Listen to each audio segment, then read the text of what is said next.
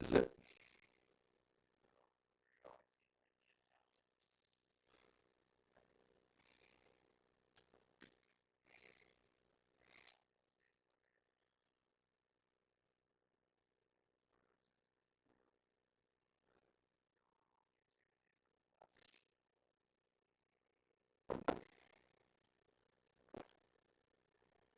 Okay.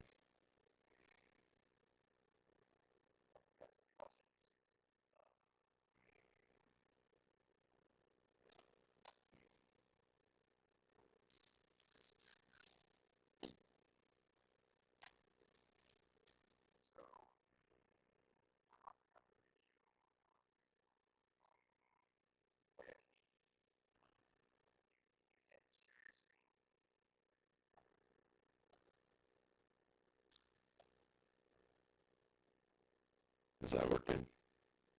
Um,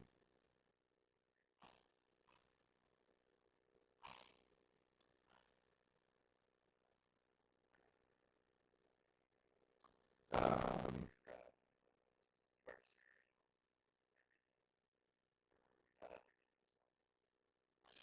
I I'm confused though when you suggest sharing a screen. You want to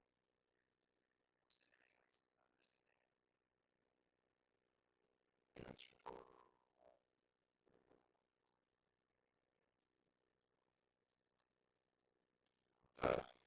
What in the world?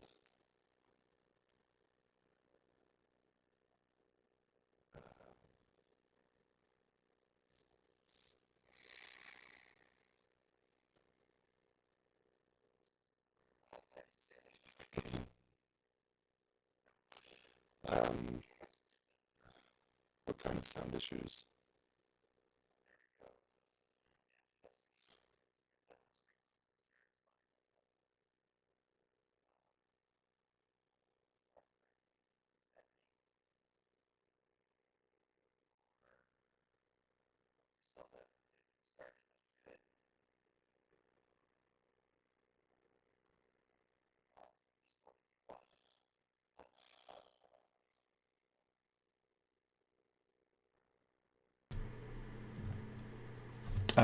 Try it up.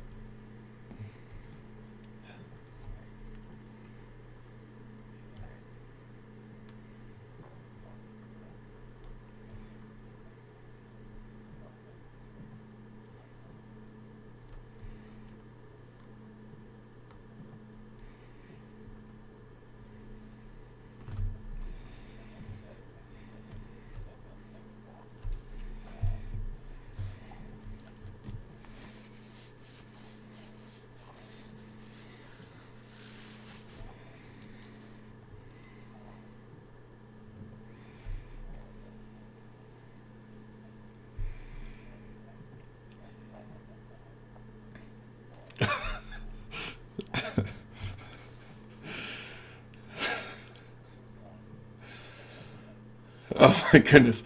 No, I think the first was more appropriate. We're gonna desperately try.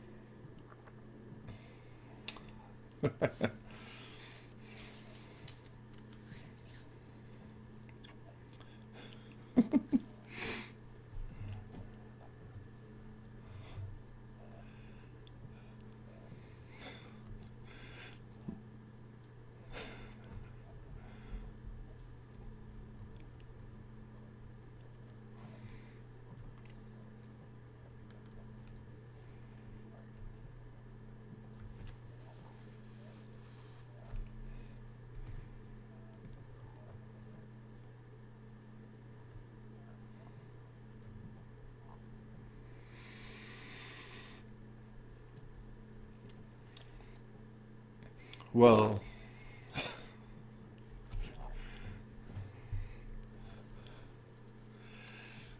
that part's true. And I have I don't mind teaching in front of people. I've taught lots of live classes, but I'm waiting for something to explode.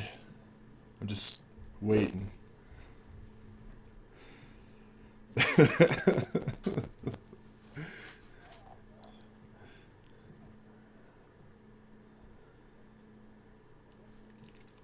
I suppose that is true.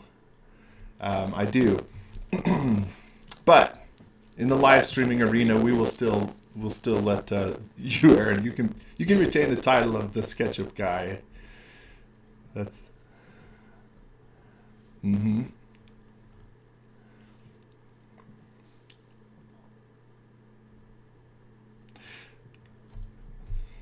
well. Yeah, I'm sorry, Ben, but to call in, um, deal.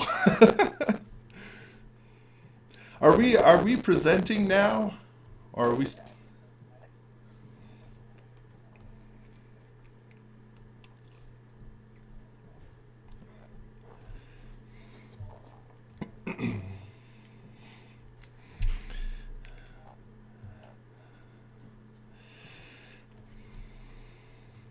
Okay, so I'm so glad you brought that up because this is going to come up a lot, and I'm going to apologize, but proceed anyway.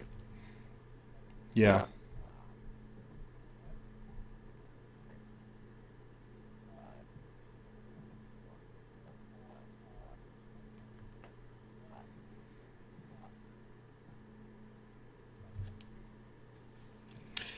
Okay, everybody, pause for a moment while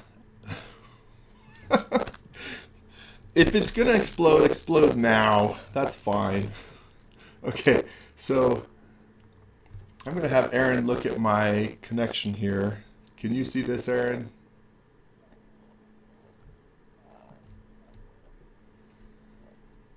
Okay, let's try this again. Is everything coming through now?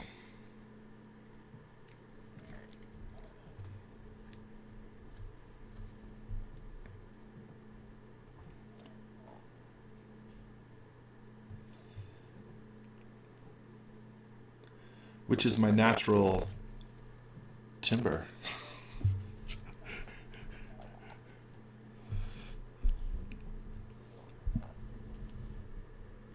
Okay,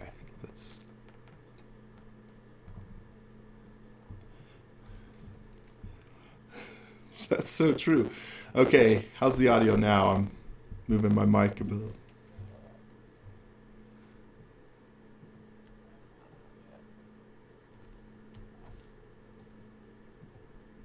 I'm seeing your audio.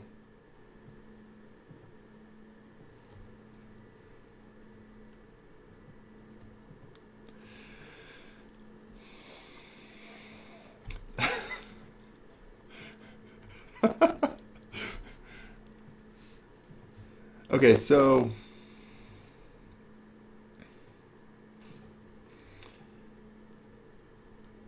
my output is to headphones is to the Yeti. Is this set up correctly, Aaron?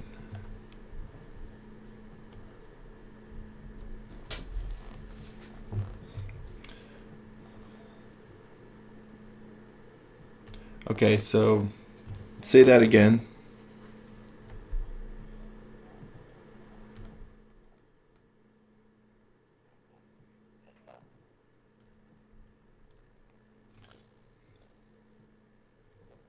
I thought so, but so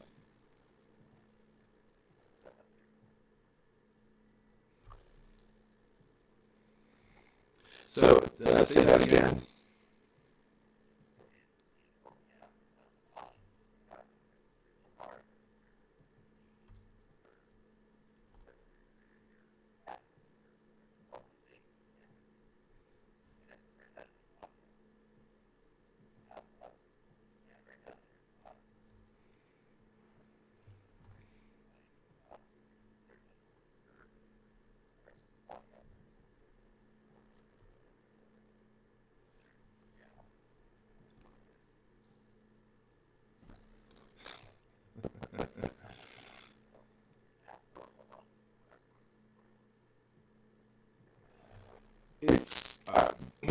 it's mostly picking me up, and for some reason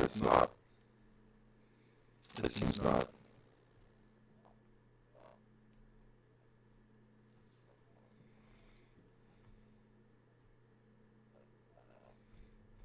Okay. As in, I'll turn my gain down.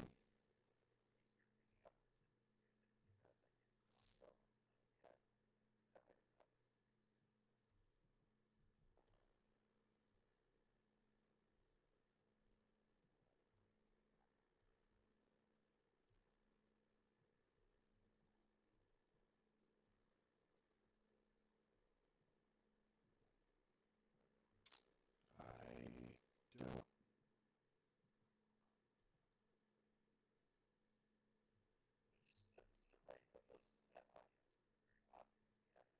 Mhm.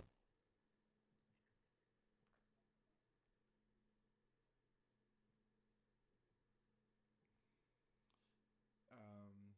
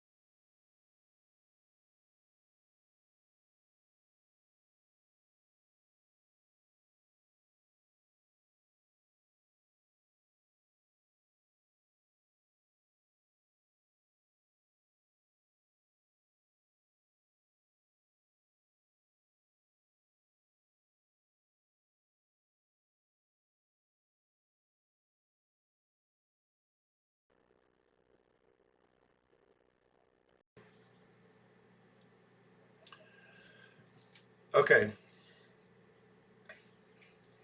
So testing this again.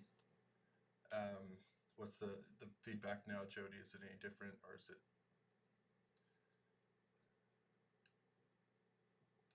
Oh, good grief.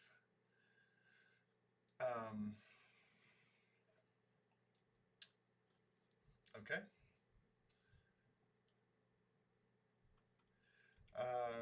Okay. Peter Piper picked a peck of pickled peppers, and how's the audio? Okay, and it's not.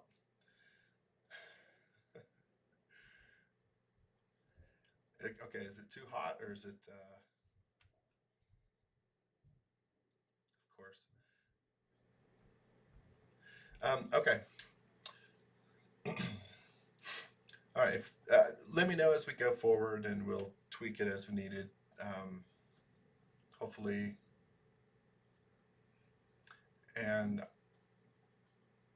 okay, I'm gonna quit hijack just to see if that will go for. So let me since thanks everybody. That was a little painful. Please, I can't. I can still hear Jody and Aaron, so please throw comments in and they'll respond. Um, but let me introduce. Actually, we were talking about the input of what I do with SketchUp, and this is going to be different than Aaron's, so kind of worth looking at a little bit. As you can see, I use a tablet, a Wacom tablet, and I use a lot of keyboard shortcuts with this. That's key to how I work.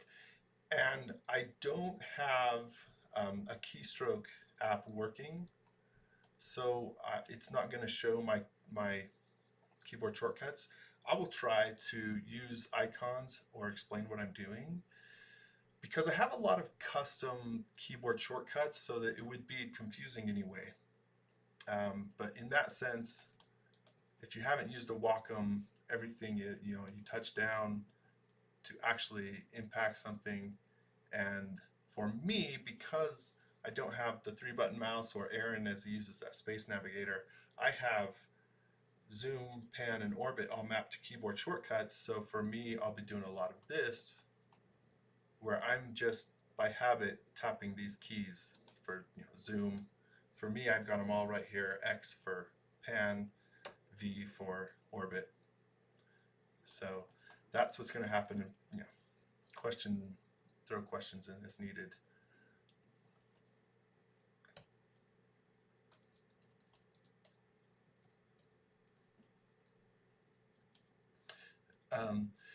Let's have a quick look, unless there's questions on that, and again, we can cover that as we go. At what we're going to be modeling today, as Jody said, this is totally easy. We pick something really easy. Saying that sarcastically because this was ridiculously ambitious as a first go. But this goes by a couple names, and this site is called Yamadera, and I'm sure my pronunciation is poor, so I'm sorry about that. But this is just an incredibly beautiful site in Japan where there are a series of Buddhist temples that go up this hillside, and we are going to focus on this one. Actually, these two. There's a small shrine and this temple. We're going to try. This is we'll see how it goes. We're going to try and do two things. We're not only going to model this building, which let's see if we can jump a little closer. You can see there's a lot of complexity in here. We're not obviously going to get all that tackled, but we're going to try and get the basic forms of the roof, which will be one challenge on its own. And then we're also going to try and do some of the site, and that's going to be another challenge. It's a really steep sloping site, and that's going to be kind of an interesting challenge for us. Part of the reason it's going to be such a fun challenge is because there's not a lot of information. The topographic information on this site is not that detailed, and so let's jump in, and we can come back and look at this as needed.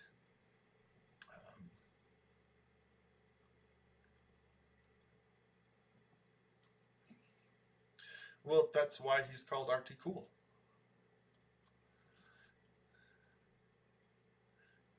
Sorry. I'm sorry. Jody is whispering in my ear, Studio RTK is a Wacom user as well. So let's locate this. Let's actually find this.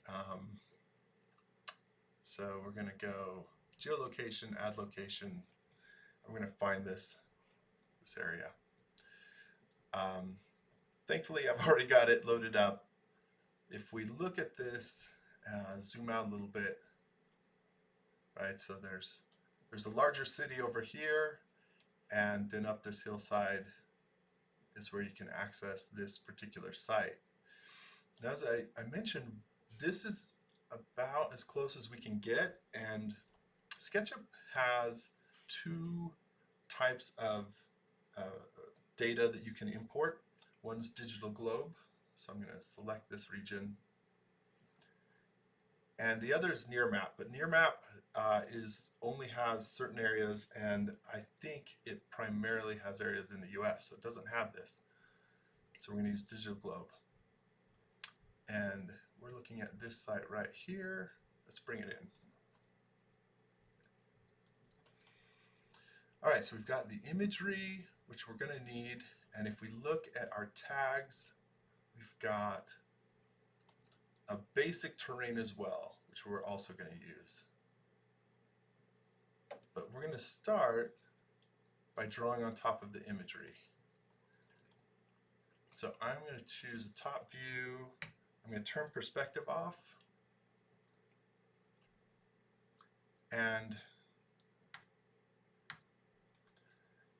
so one of the useful keyboard shortcuts I find is the ability to toggle X-ray mode on and off. So I've got that mapped to a keyboard shortcut here, and I toggle that on because I'm just going to draw a sort of basic rough outline. If you look at what we have, There's not much better we could get, even if we took a screenshot from Google Maps. It's just not very good, but we're going to do the best we can. So let me draw on top of here.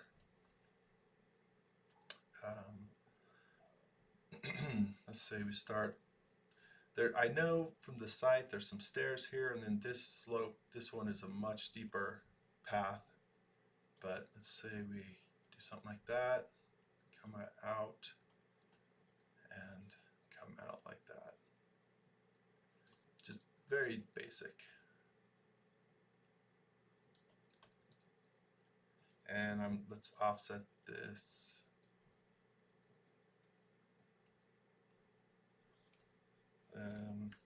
Let's say about 9 feet looks about right. And we're going to do this just to have a reference, as you'll see in just a moment, for sculpting some of this site. So let's do that, and then same thing over here. We need just a really basic, I don't think those are connected.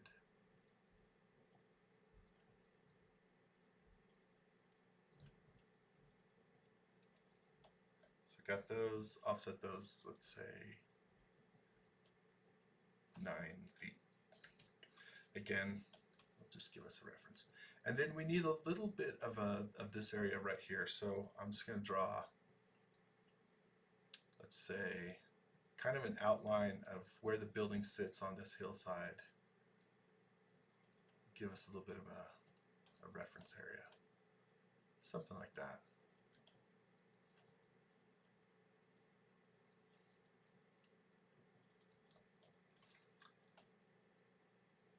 Okay, so let's select this. I'm going to group it through keyboard shortcut or right click. And let's just move it off to the side some distance. Let's say 1,000 feet, easy to remember. And Jody's asking how many meters is that? Well, that's clearly 347.9 meters. I have no idea. Well, and all of this is in meters, which is a good call. Okay, so let's look at what we have here. Part of the thing that's going to be really nice about importing this from this location, if you look at the site, and let me turn this back on, and let me turn perspective back on. We don't really have anything about the path.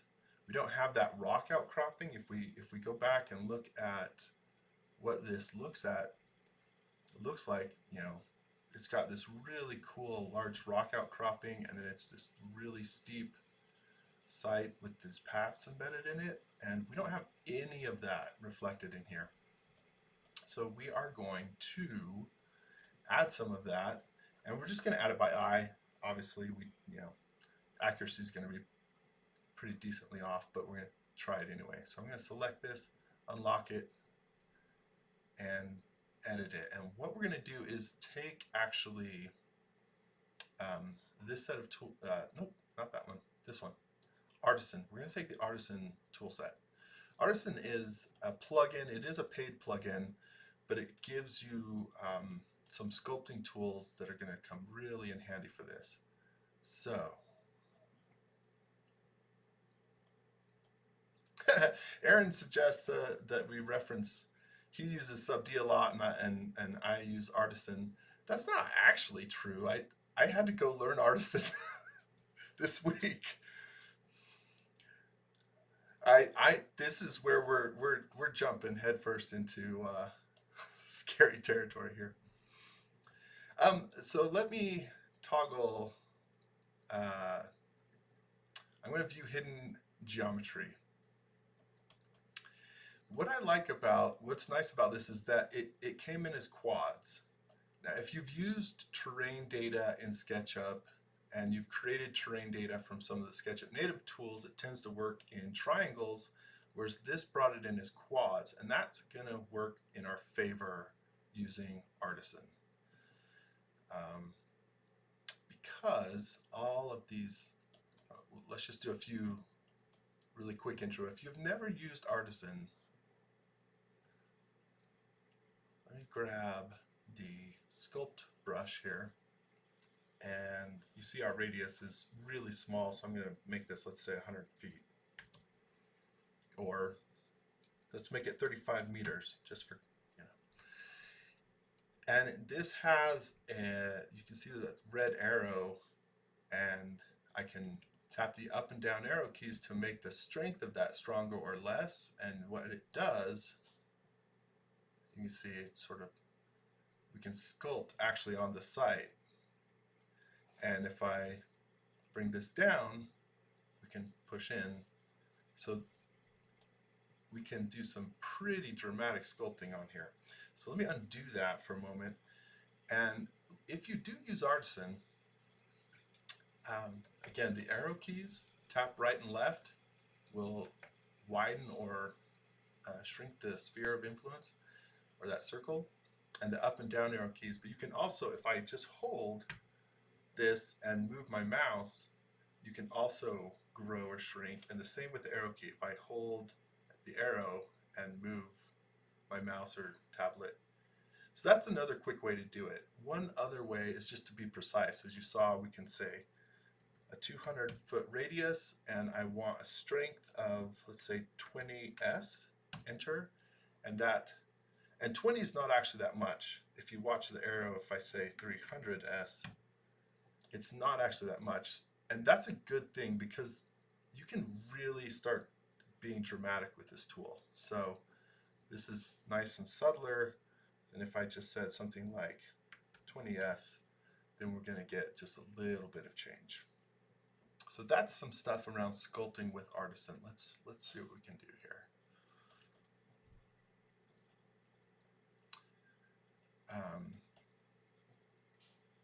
This, again, what we're looking to do is sort of create this mound, this rock outcropping, and a little more stuff that will allow us to work with these paths.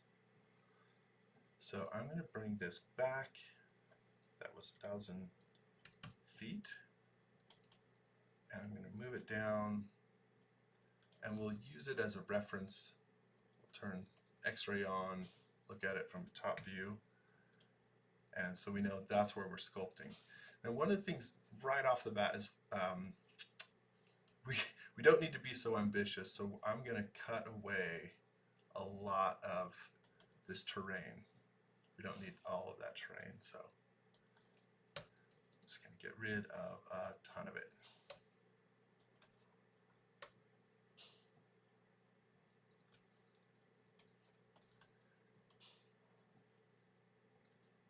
Maybe not so much.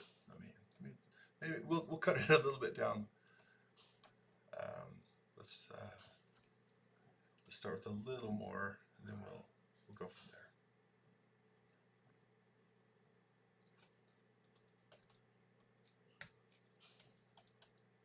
Okay, so that's not much to go off of, but we're going to fix that.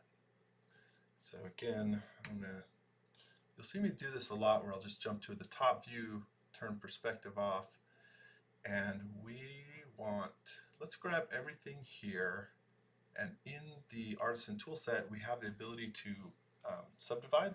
So we're going to divide all of these by 1. Now we have a more refined mesh, and let's grab the area that we're going to focus on, divide that again, and we'll probably come in and do that a little more as well. All right, now before we do that, I want to do one more thing. Let me move this off, say 500 feet. We are going to try and sculpt this a little bit towards the path, but right now our path, of course, is just flat. That doesn't help us. So I'm going to turn perspective back on, and I'm going to tweak this a little bit. Let's see if we can create.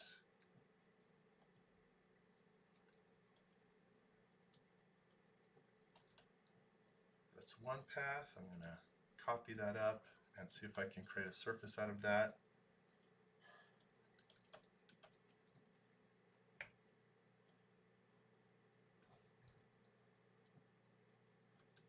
Nope. My arcs are not, though. There's a gap right here. Let's see. That'll do.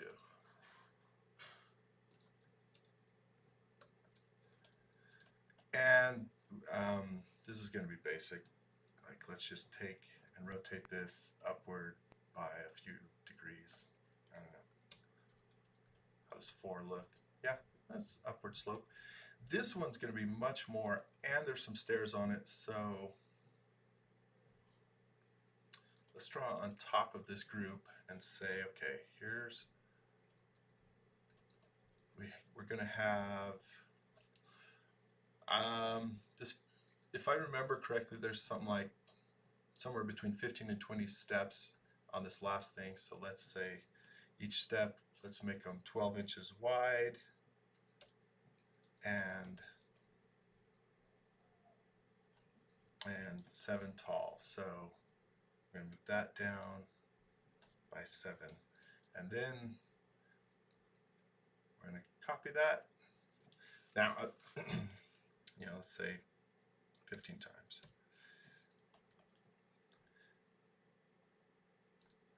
And so then we want, let's say we copy this and paste that. I thought I copied it.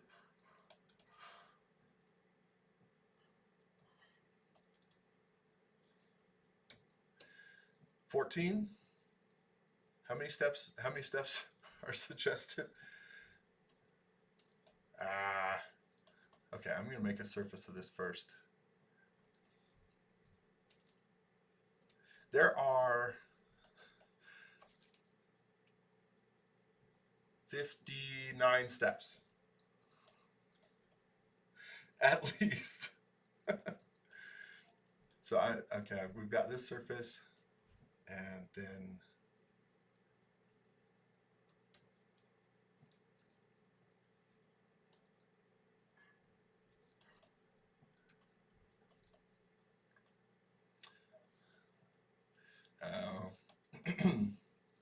somewhere back here, and I'm going to hide this. Somewhere back here is another set of steps, so let's put them right here. That may not be where they go, but that's where we're going to put them. That's right. And you, in fact, we're going to make life a little bit easier and make this a straight set of steps. It is. Easy is good. All right, so let's move that down the blue direction a little bit, so our path is curving up. And finally, this one, move that down. Oh, all right, let's rotate it.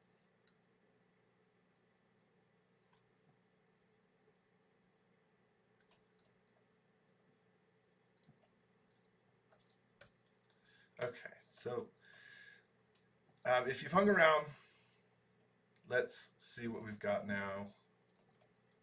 Now we can get rid of, let's say,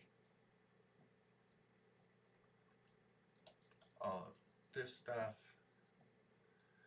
And the reason we're doing this, I hope will become clear as I'm going to group this, move this down.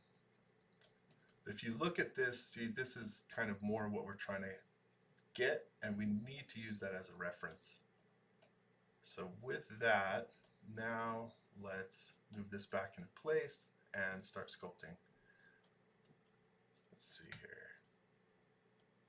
If I, well, let's smooth this. Better group this.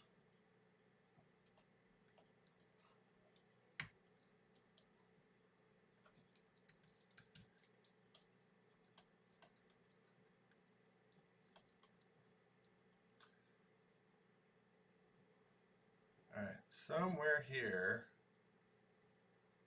something about like that sits on the hillside, right? So now we got to sculpt the hillside to match this a little better. And if we turn on hidden geometry, that'll make our lives a little bit easier. Okay. What's that? Who says what? Oh. Okay. Now, this tool, the sculpt brush, I've set a keyboard shortcut to this. So for now, I'm hitting Shift S to activate it, and that's going to be good to be able to bring that up easily. So the sculpting brush, I'm just going to hit Shift S to bring that up.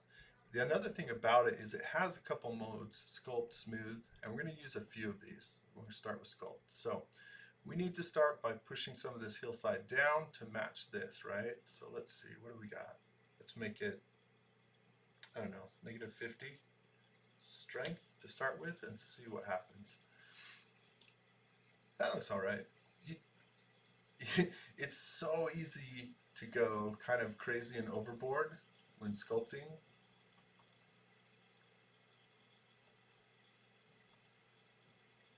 So you don't want a whole lot of strength.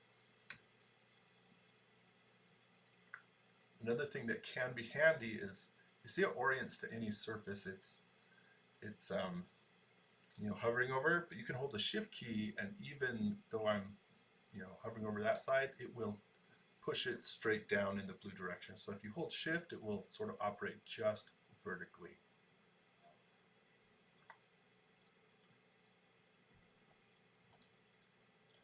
So let's see what we've got.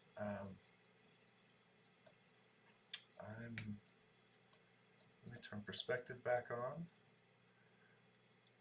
So that's getting there. It's a little bumpy, and that's where we can take, again, the sculpt brush, but we'll enable the smooth mode. And I'm just right clicking, but if you look down here in the mode sculpt, you can also hit the tab key and cycle through different modes as well. Now the smoothing on this is finicky. And I say that, and that probably just means I don't understand how it works. But so I'm going to widen the, it wants me to, let's make a radius of, let's say, 20 feet.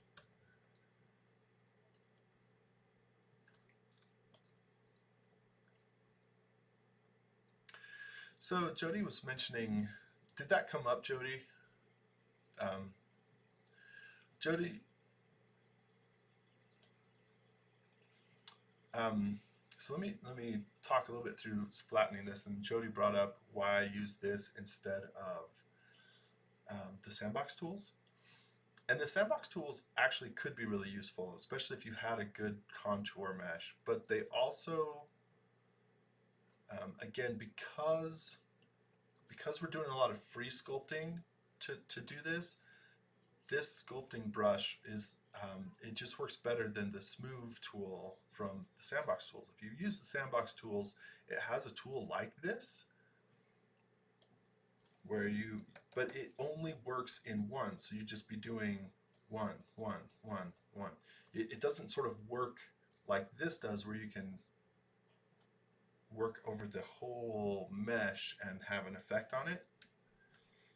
So this, if you're just sculpting actively, it is definitely nice to have. So let's see, we're trying to smooth this out, aren't we?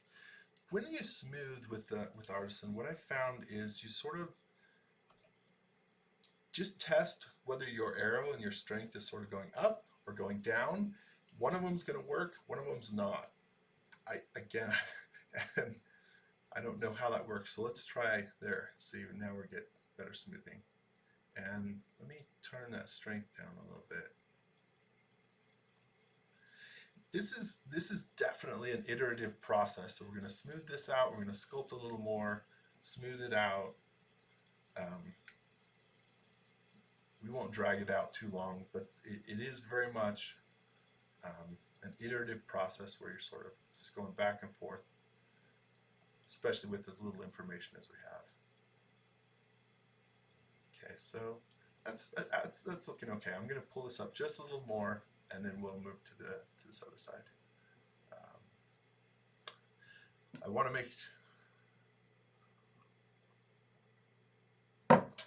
make sure we have enough time for the house, so I want to wrap this up probably in 20 minutes. We'll see if we can do that. Question, someone asked a question on which Wacom I'm using. This is, I believe, I don't know. It's a Cintiq. It's an Intuos Medium.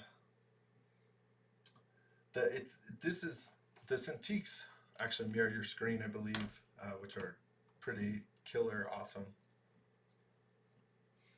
Yeah, so this is just an Intuos tablet.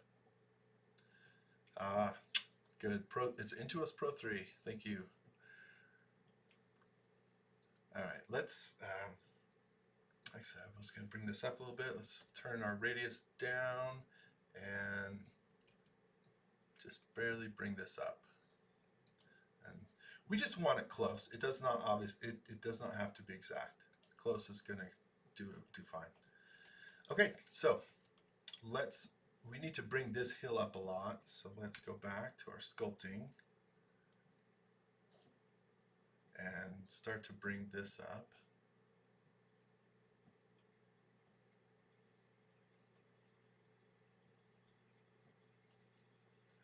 And as we bring this up, let me undo that last one.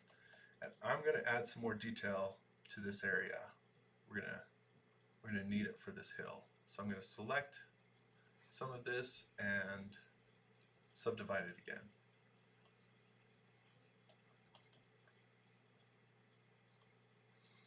Okay, let's go back to sculpting. Bring this down a little bit.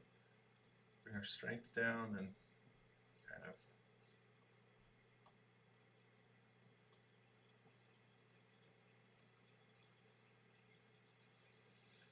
if we look at where our path is and how this is looking, again, we're just eyeballing this. We don't have a great sense of what this really is, and the actual rock outcropping is much more, it's definitely not this smooth, this jagged. It's, yeah, I don't know. I'm going to add just a little bit of interest to the rest of the hillside. I'm going to hold the shift key. Not like that, actually. That's too much. Just something to vary this up a little bit. All right, so that's coming up. We'll probably bring that up a little more. Let's start bringing this down. And same thing, I'm going to add some detail. One of the ways that we can, I'm going to look at this from the top view. And one of the ways we can select this is with this tool in Artisan, which is a selection brush. So I'm going to turn that down. And so you can see we can just paint select. I'm going to select on some of this as well. And we'll subdivide that again. Now I'm being purposefully a little bit sloppy with how much I'm subdividing here and here and here. And that's because what we're going to do with this is take this mesh that we create a set of contours from it, and then take that set of contours and create another mesh. So this is kind of our just disposable mesh that we're using to create a sort of better, more refined mesh.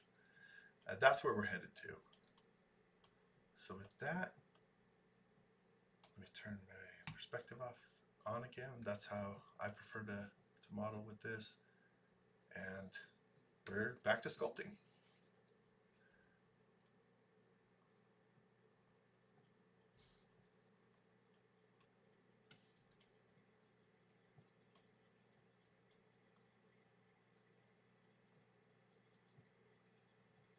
I don't know what's I'd totally be curious what the feedback, if you guys are seeing anything on the comments as far as, you know, I don't know, Aaron, you'll have to tell me when's the last time you did something with landscape. This is a little bit different than probably what we've done in a while.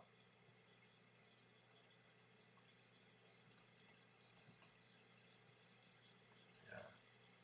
So I don't know. You'll have to say in the comments. You'll have to let Aaron and Jody know if this is something that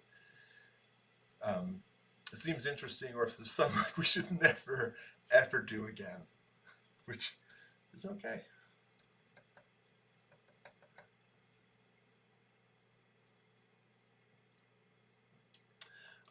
Jody says there's no such thing as something to never do again, and I'm not sure. We'll see.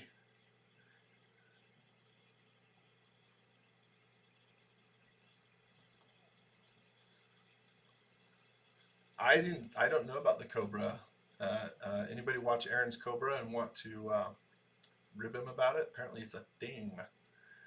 Aaron did a Cobra, and was this a helicopter or a snake or what? Oh, okay. Well, let's give.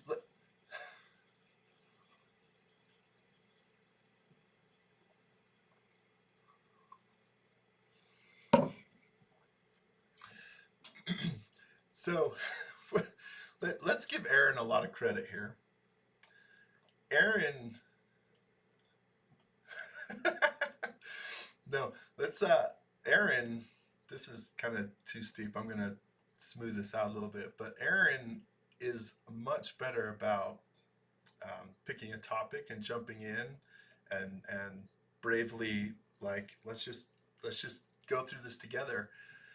There's a few of these things I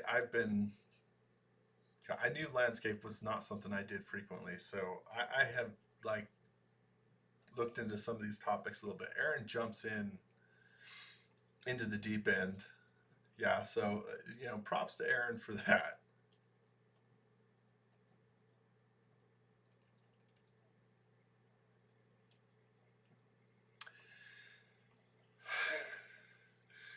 You know what? Someone just mentioned that I haven't saved, and we're 45 minutes in, not to the modeling, but I'm just going to throw this at the desktop for.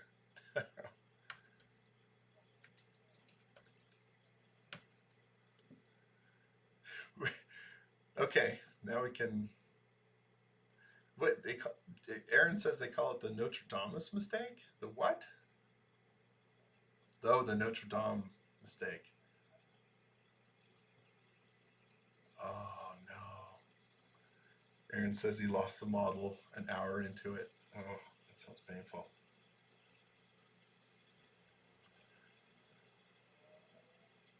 Okay, let's see if we can finish this up here.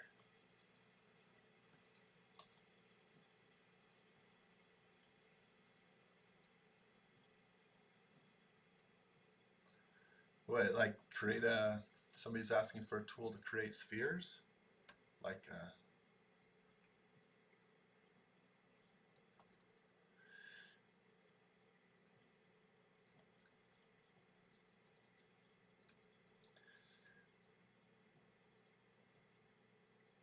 yeah, creating a sphere is easy enough, and since we're not a solids modeler, it just doesn't have the same impact.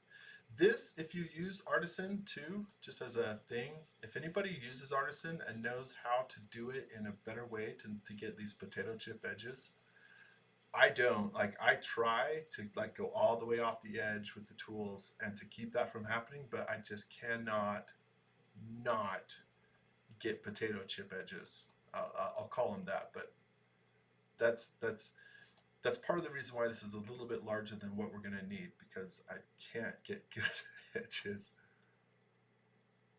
with that. All right, let's bring this up a little bit, and maybe we are about there.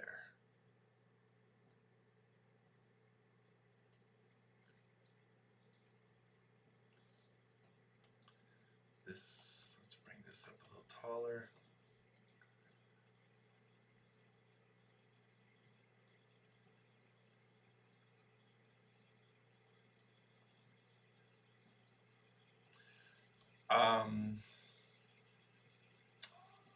Where did you find a blueprint? I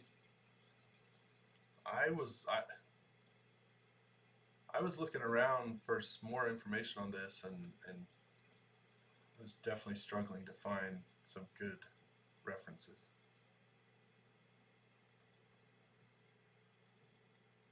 Okay. In fairness, it's not. I mean, thank you. Actually, thank you. It's yeah, it's not going to be. Let's see. That is very cool. Thank you.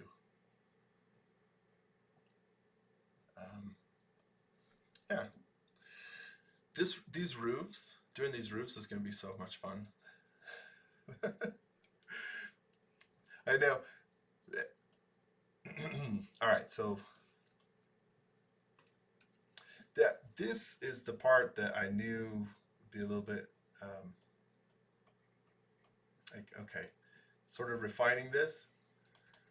It's hard to see. Let me undo. Refining something like this is tricky, but that is close enough. We're going to make that work. One final thing we're going to do here, one final sculpting tool is the flatten tool. And if I hold again vertically,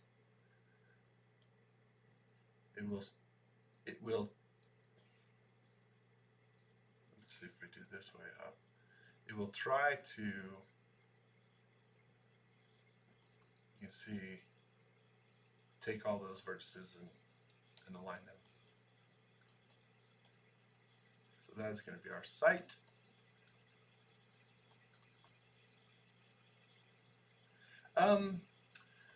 Actually, let's do a reality check here. So comment, throw in some thoughts on.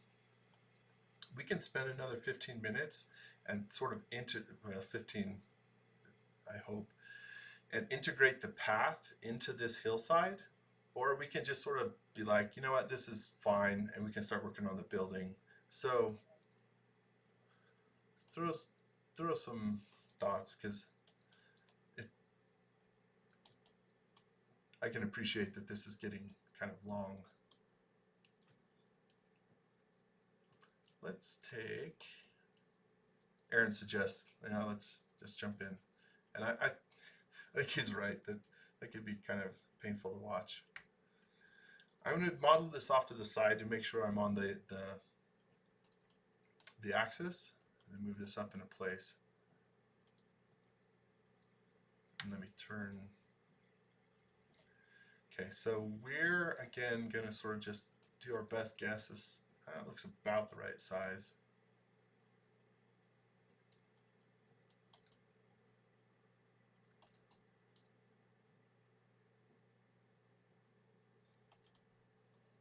Something like that, sure.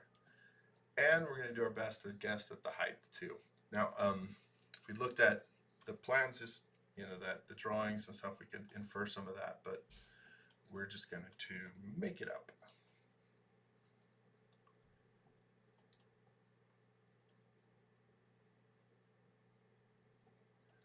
I'm going to offset this top surface in and say, hit that up arrow to move it vertically, which will also break these edges. And let's say it's something like that.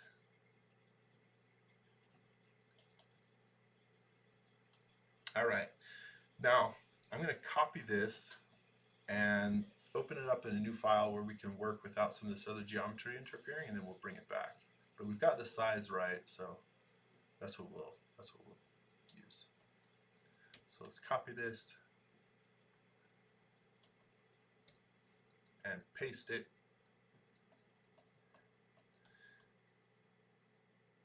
And we've got our roof slope as well, and that's what we're going to need. So to create these roofs, what's kind of fascinating, and I'm sure some of you will know better about this, about these roofs, is that like they curve up just at the corners.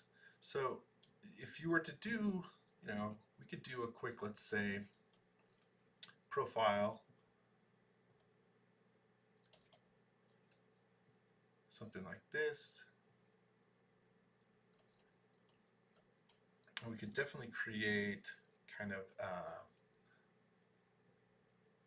an interesting profile, and that would definitely make things easier, right? So if we did that,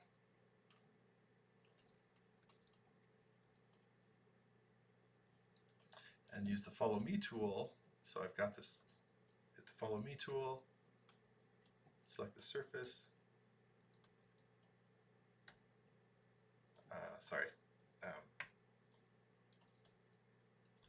you can definitely create a really cool and very much, it definitely has the right look, but we're going to try to do is be a little bit more accurate, where we're going to create these corners that actually come out farther. And so to do that, we'll kind of treat this as an octagon. I'll show you what, we'll see what we mean here.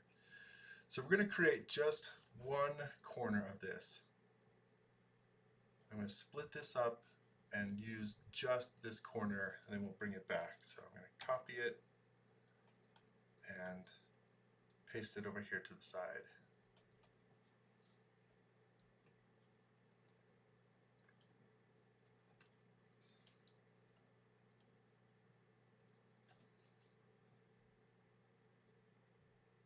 So a question came in on what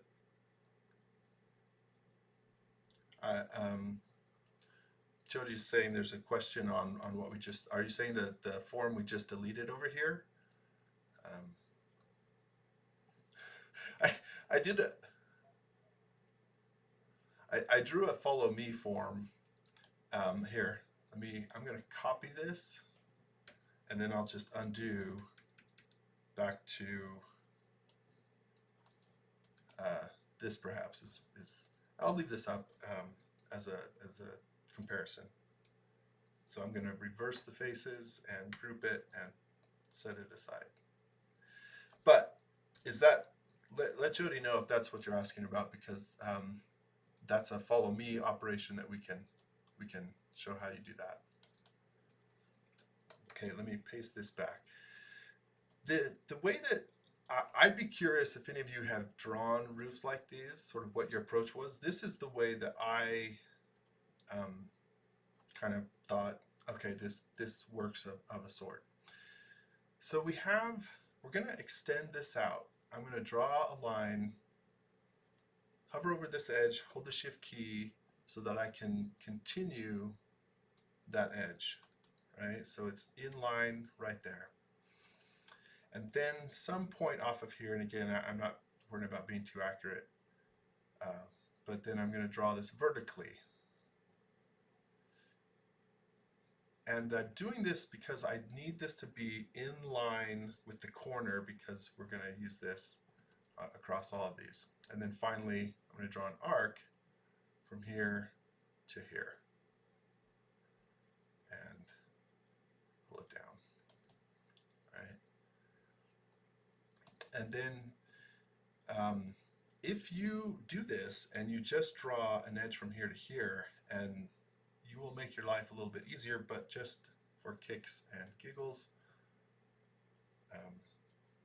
we're going to draw that line, and instead of drawing it straight, if you draw a straight line from here, we can make this work, but we're going to draw another arc just to make things a little bit interesting.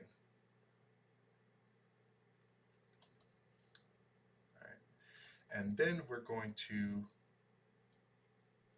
start to just quickly connect these edges together. And we're going to have to draw in a supplemental edge to create a face. But that's okay, because we're doing this work and then we're just going to duplicate it on all the other corners. So this is just work we're doing once, and it's going to pay out to us.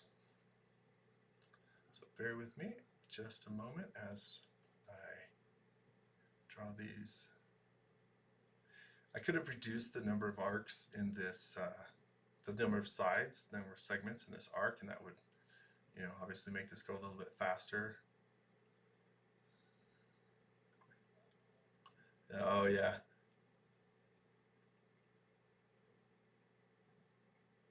All right, last one.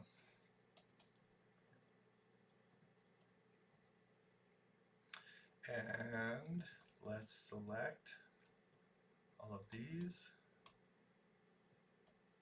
Not that one. And we can right click and reverse faces. And that's a nice keyboard shortcut to have. And then I'm going to hold the Option key down to soften these. That one is, I think I've got that. Uh-oh, that is the wrong, there we go.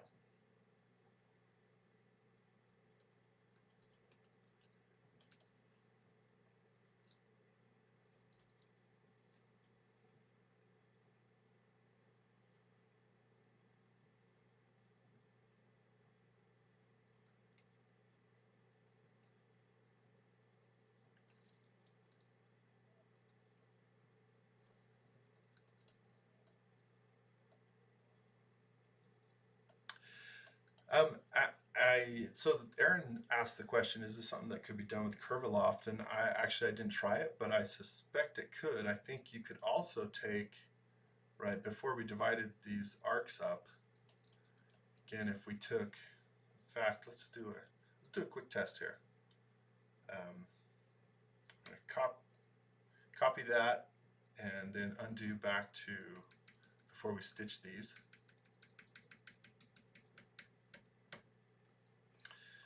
And where's our edge here? Here. If we took this one, this one, we should be able, we could also probably use, what is it, soapskin?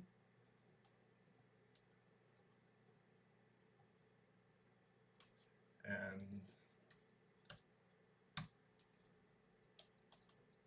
so you can see that Curviloft, soapskin, both of those actually would work. I think that's a great suggestion, Aaron.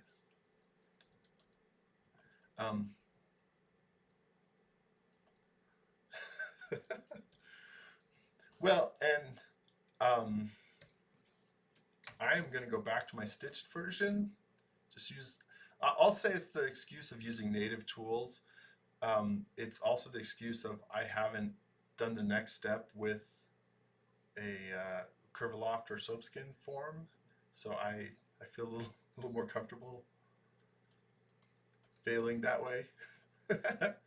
Anyway, now to create the roof, what we're going to do, so if I turn off hidden geometry, we have this, I'm going to extend this out just a little bit farther. We have this curved surface and we have this edge. This is important, right? Because that edge, again, is right in line with the corner. So we're going to use joint push-pull over here, and we're going to use the push-pull along, what is that called? A vertex? I don't remember what that's called. Vector, that's right. So I select this, use vector push-pull, and I'm going to pull it. That did not work. That will that will work for us. I'm curious why it didn't work. I'm going to switch over. Sometimes the accuracy is better, and I have my mouse here. And if this doesn't work, we can still proceed. But I want to start from here. That's curious.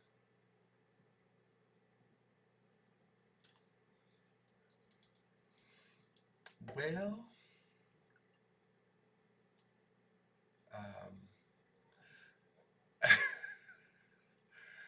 I don't know. I'm open to suggestions if either of you think.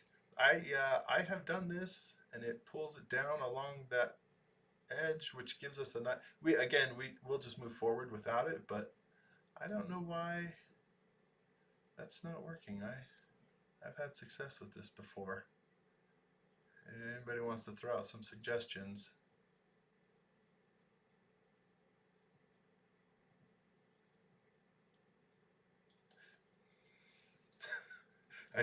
Yeah.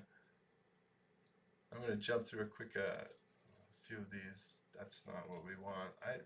I'm pretty sure it's the vector. All right, we're just going to move forward. Darn it. I don't know why.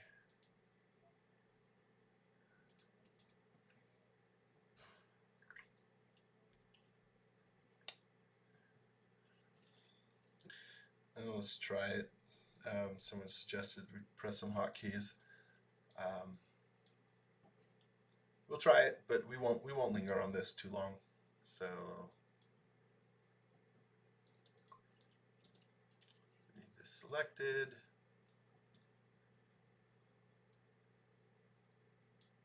It may be that I just didn't make my curve as dramatic in the past. I don't know. Yeah, if this doesn't work, we can carry on. Okay. So that's okay. We can still use that. The important thing again is that it maintains this corner. That's the all important thing.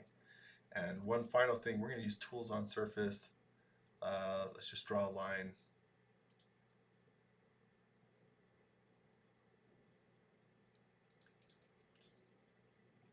And we'll take this edge, copy it, because we want that same direction, and then use, again, it pulls it down. That is curious. We're gonna go with it, but I've had different results, so who knows.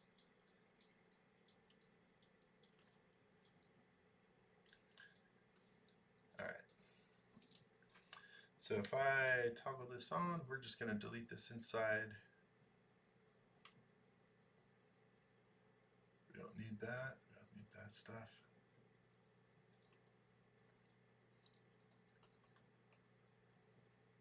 All right, there we go. Let's make this a component.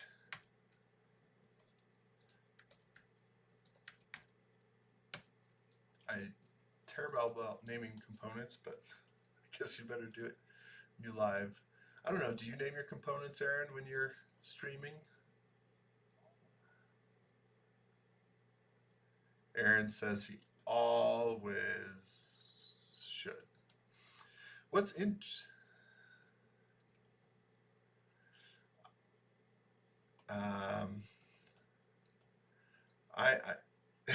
Jody is accusing Aaron of using groups too often, and I fall into that critique as well. Anyway, so we've got this. We're going to rotate these around.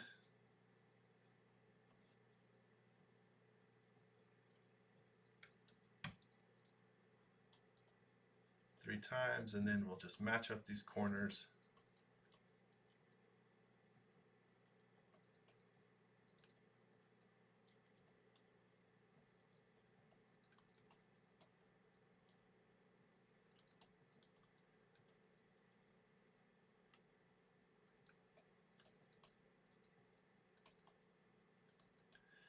So I'd be really curious if anybody has done roofs like this, what methodology you used. So if we look at the results of our follow me with our form, right, it still creates a really cool roof form and definitely a faster one. But it is the same shape all around, whereas here what we've got is these corners that are accentuated.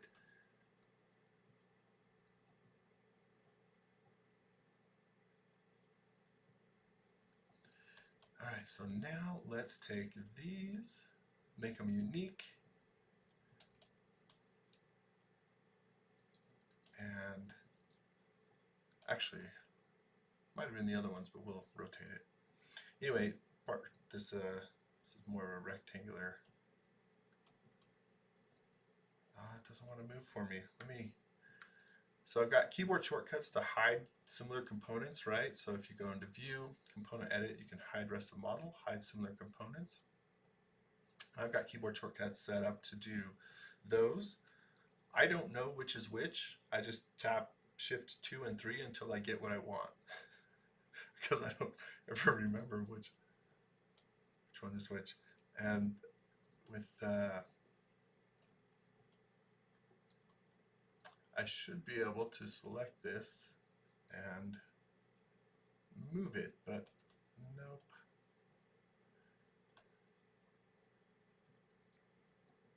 For some reason, I'm pretty sure, yeah, you see my push-pull is limited here.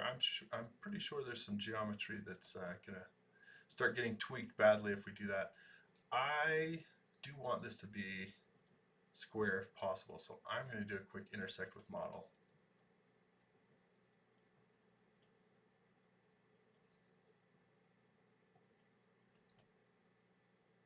I don't even know where that came from. Some hidden stuff.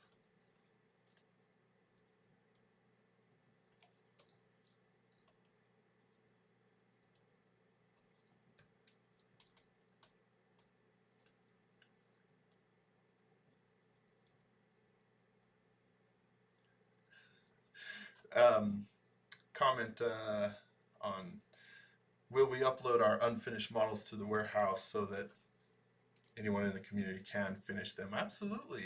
I've got a lot of models that are unfinished. Are you willing? If anyone's willing to finish all my unfinished models, I would be thrilled.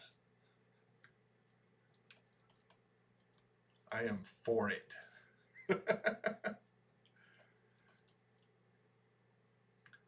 All right.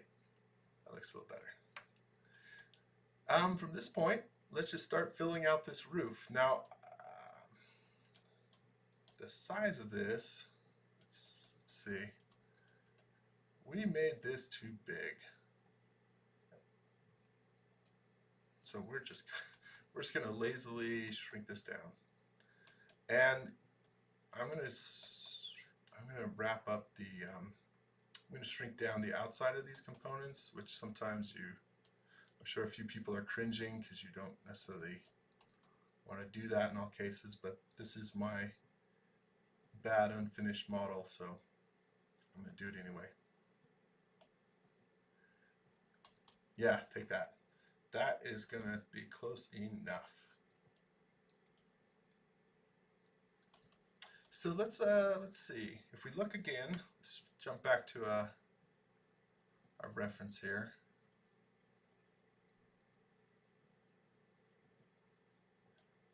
And look at this.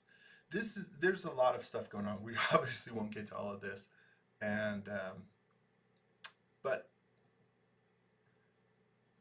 the roof comes up here, so it doesn't all come back right here. Anyway, let's start tweaking that. So we're going to draw a line here.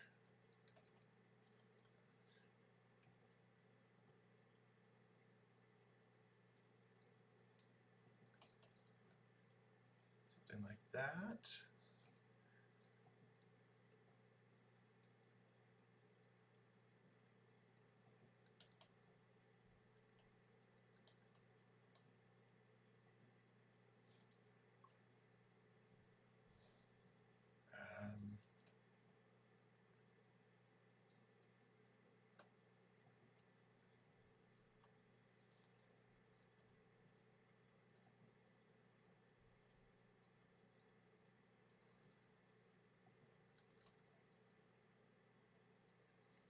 Over here, bottom toolbar, so Jared was asking what this is.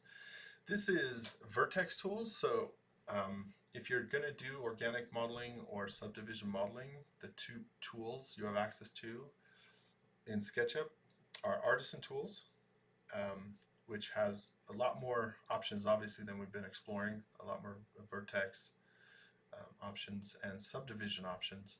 And the other one is tools by TomTom called Vertex Tools and Sub D for dividing. And those are pretty awesome tool set.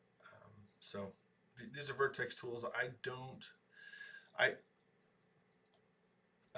had these available. Same with this one, this contours. Again, if we were going to sort of keep pounding away on that hillside and integrate the pathway into it, that's where some of these were going to come into handy. But that was, I can appreciate that we just, let's just move on past. That was getting painful. Let's see, so here we've got,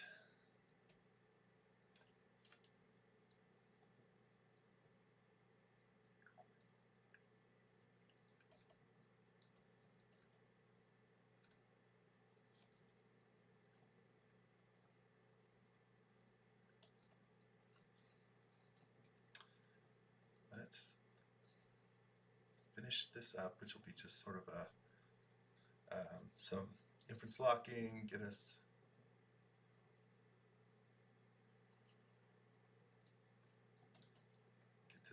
one roof finished, and then we'll work on the next.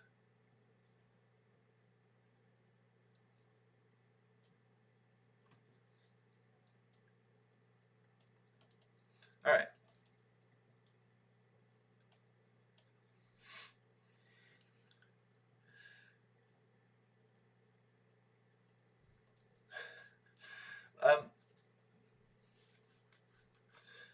Yeah, so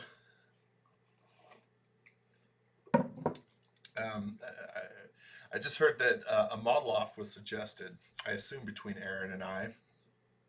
And Aaron made the very apt comment, especially for any of you who tuned in early, you know that we spent the first 15 minutes fighting the streaming tech since this was my first time. Yeah, if we both get in here, it would be so painful. Also, I'll lose, so no.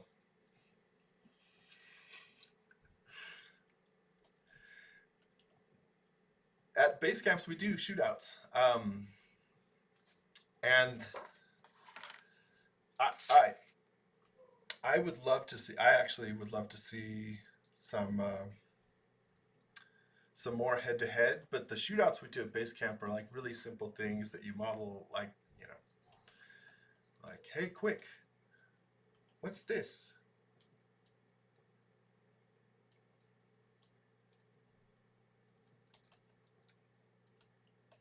Right? And that's the extent of a shootout at base camp, is like, oh, pencil. Although sometimes we say it has to be 3D, you can't just draw a shape, but even that, right? You're like, pencil.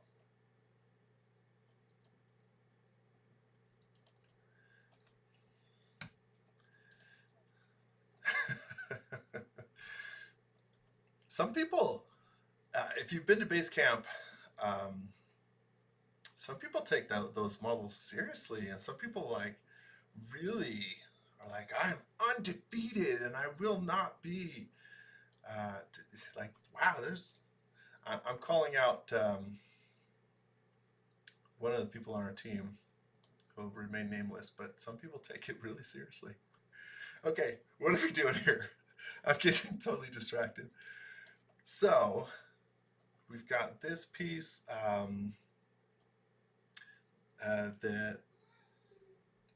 this sort of comes down a little bit and out. We'll do a little.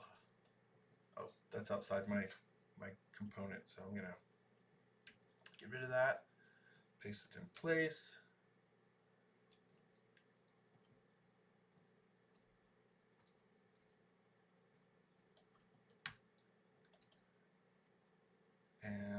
Where's I going?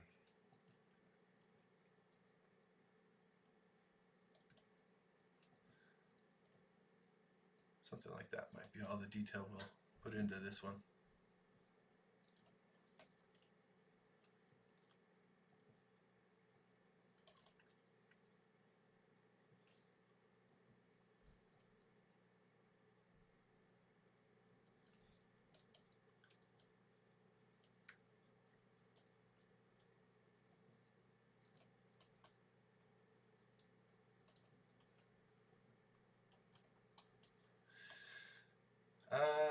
Thanks. Jody says it doesn't look as terrible as he thought it would.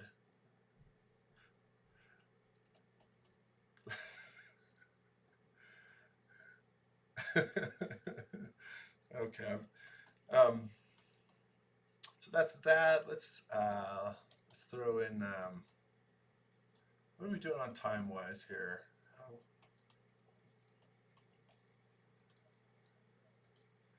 The voices in my head tell me I've got maybe an hour. I could.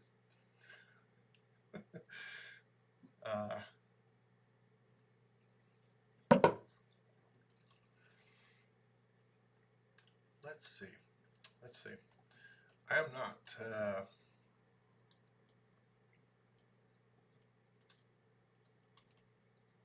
Let's do. Let's at least create the base here, so that where you have something to work with. And again, sort of freeform this, so like that, and then let's say we pull that in.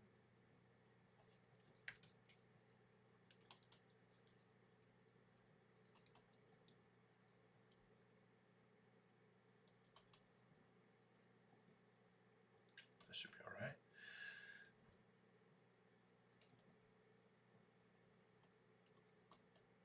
Now we created, I went and erased all my guidelines for this, but in fact, let me see, we should be able to use this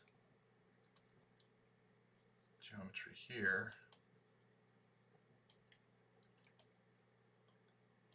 Cut that away, let's make that a group.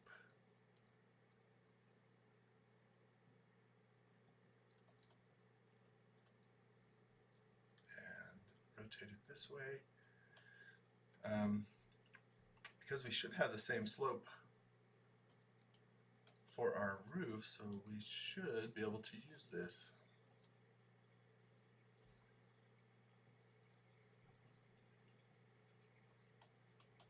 Over here as well. And I think this actually sits down a little farther than the other. So we could add some more detail to that, but we'll leave that for there for now. I think it has, yeah, sort of these beams that run across it as well. So let's do some of that. That'll be an easy way to add a bit of detail and interest. So let's start. I'm going to start by just creating one here. I don't know what that looks like exactly, but we're going to make it up.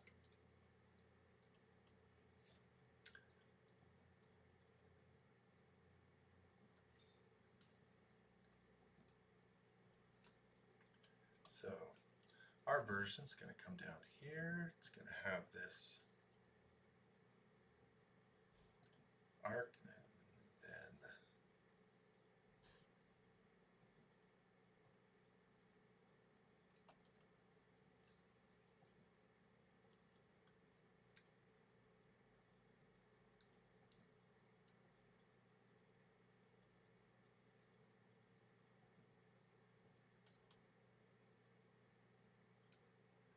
something like that. I don't know. That looks too. That looks too big. Let's bring that down a little bit.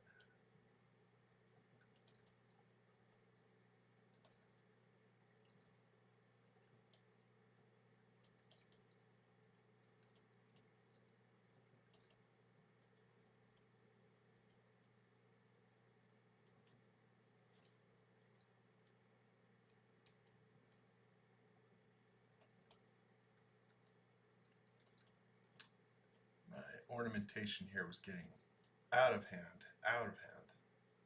Let's rein it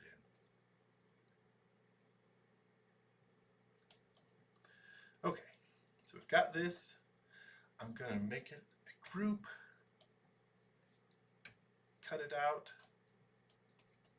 come into my component, and paste it in place. Keyboard shortcut.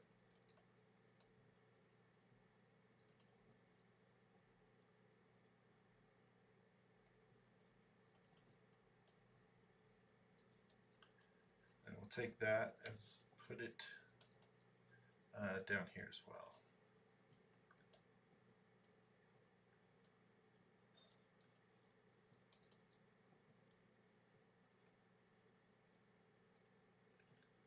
Now if we had made this a component, we'd want to make it unique now, but this is a group inside here, so I'm just going to take this and stretch it out, the geometry back to the middle here. Oops.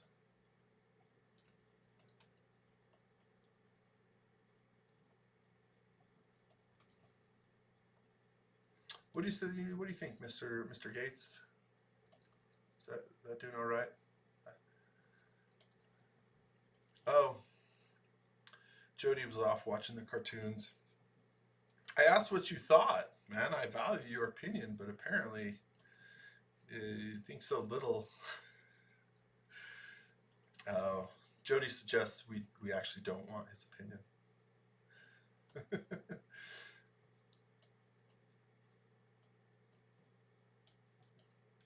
Alright, let's bring that up just a little bit. At this point, we're just making stuff up. Okay. I know, Aaron, right? Like making stuff up that's where it's at, right?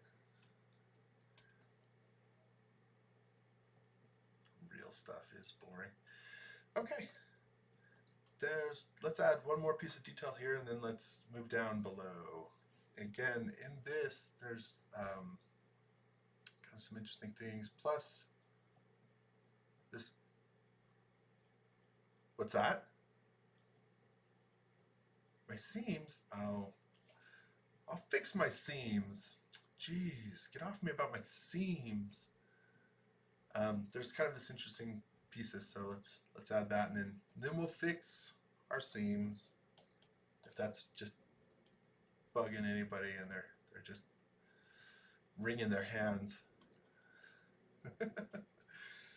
All right.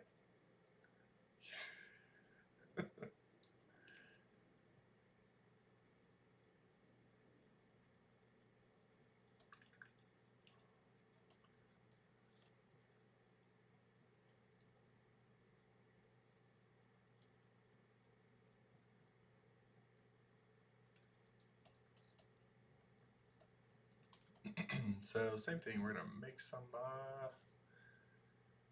up here.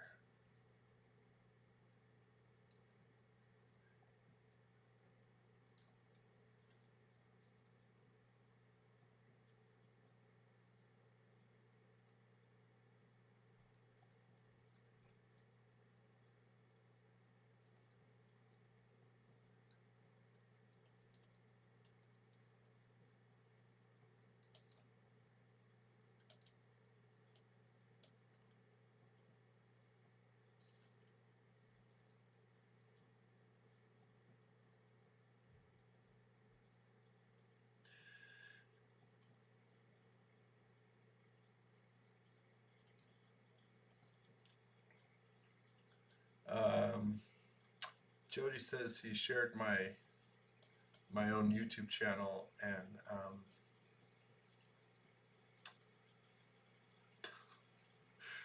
hope that works. So let's group this and throw it in here as well. Paste in place. Let's move it back a little bit, and same thing with this. Pull this back. So let's copy that.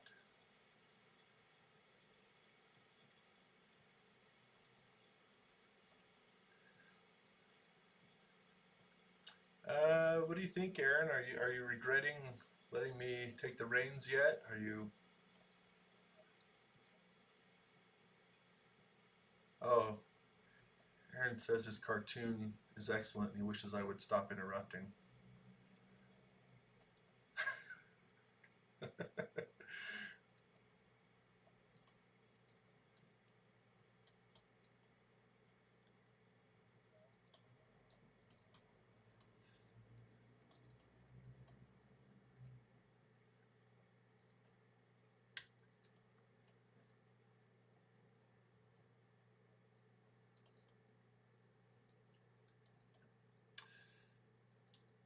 Let's unhide that.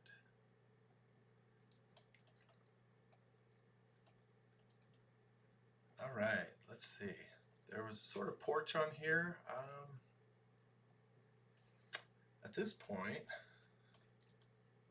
so let's offset this, pull it up.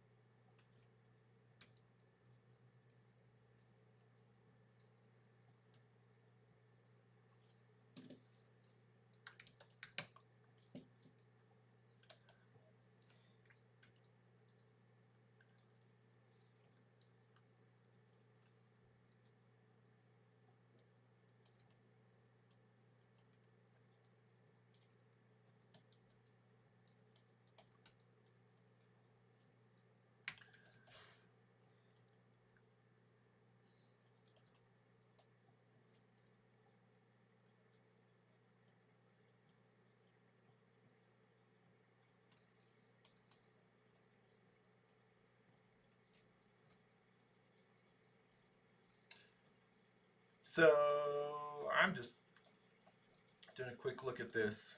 Let's move this out of the way. Our cursory 500 feet in case I needed it later, but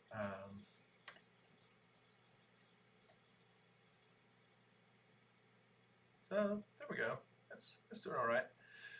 One thing I think will be really easy, really quick.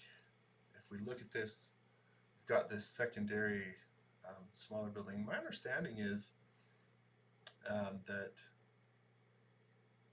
there are prayers written and replaced in here every 4 years, but they're done in such a way that it's very slow and careful process. And then this, there's actually, I could be wrong. This may be a burial site, so I could be completely wrong. But anyway, let's quick to throw this over here, and then let's see what we can do with this porch.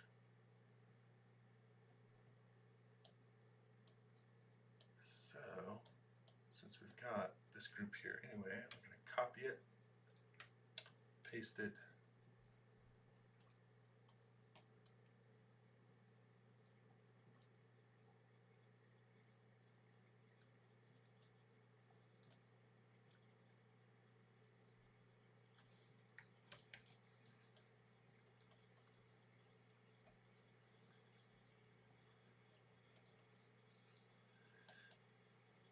Aaron and Jody say there's not a sommelier in here to keep moving around.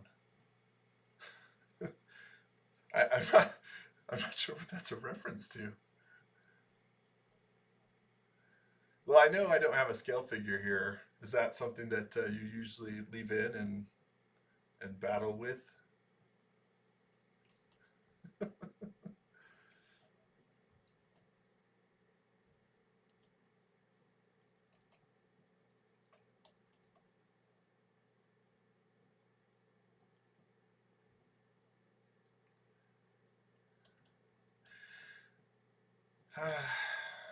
Listen,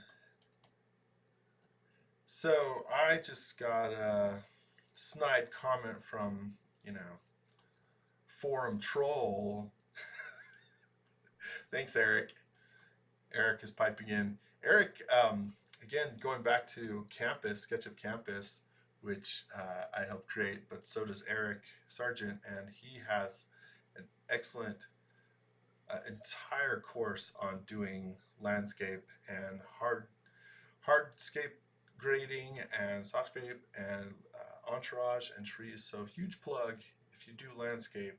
Go check out SketchUp Campus and look at his class on landscaping because it's got some great information.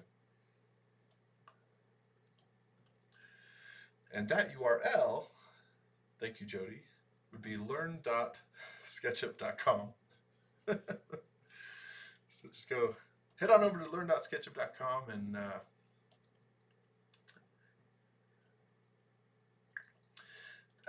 question about if Eric uses all native tools, and he actually splits it up and he shows some methods that you do use only native tools and some methods that use plugins, including Artisan, including Soap, Skin, Bubble, and a few others. So it's a great resource.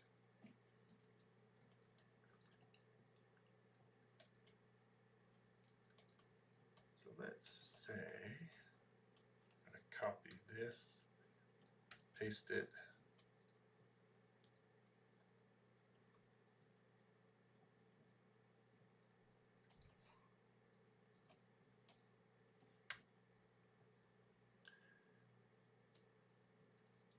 I'm getting some extra geometry here because I'm being pretty fast and loose with the geometry here.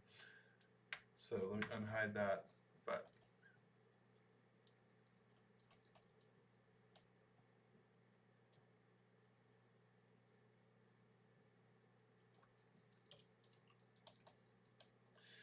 I don't know if anyone else out there, for the few of you who use a Wacom tablet, I don't know if you've had the same experience. The offset tool is funky with the offset with a Wacom tablet. So a lot of times when I'm going to use the offset tool, I will, like I said, I just have my mouse over here, and I will do a quick jump to the mouse. I don't know why that is, but it just doesn't want to be precise or work that well. All right, we're just going to drop this into. It actually sits on a series of rocks over here, but I'm going to drop that in. So quick. What do we have? Let's grab this.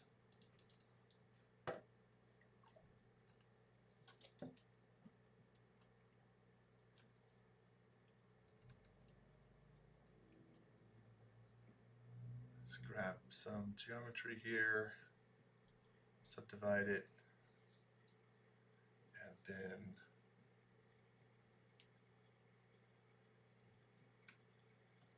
let's flatten it.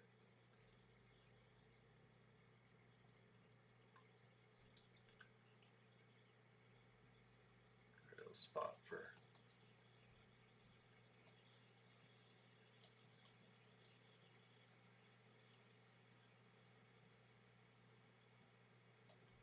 that's close enough.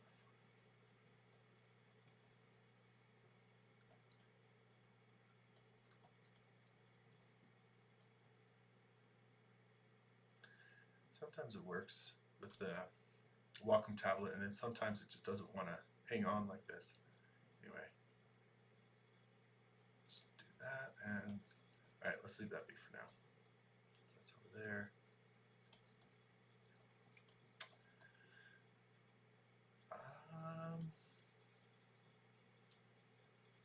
Let's extend this out.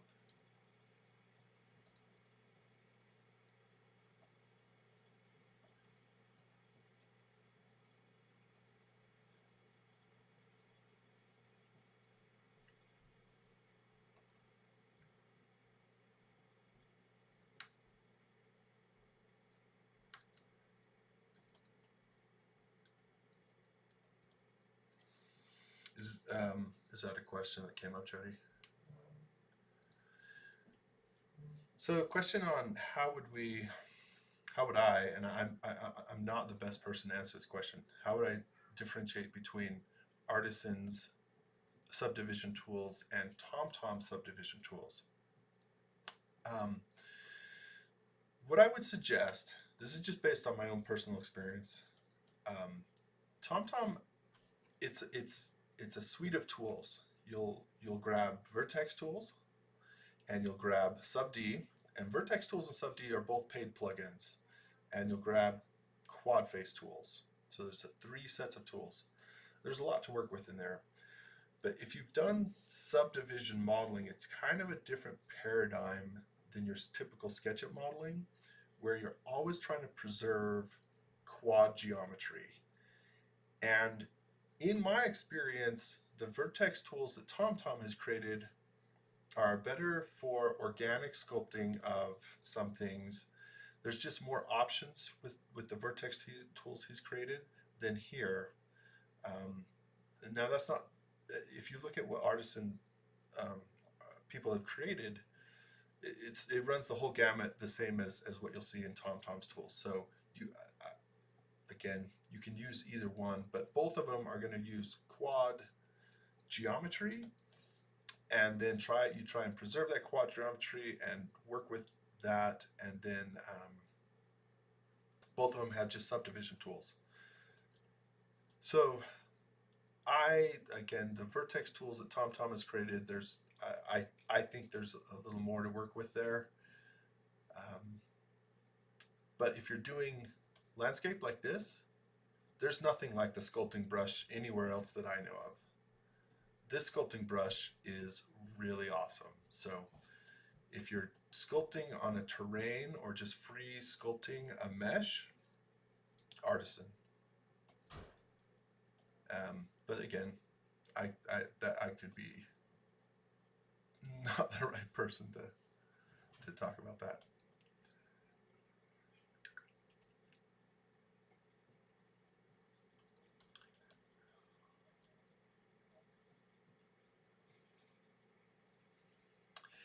Aaron suggests that both offer a trial. Artisan is 15 days, good 2 weeks, and Sub D and Vertex is 30 days. So definitely try them both. And there's a lot of videos out on the tubes to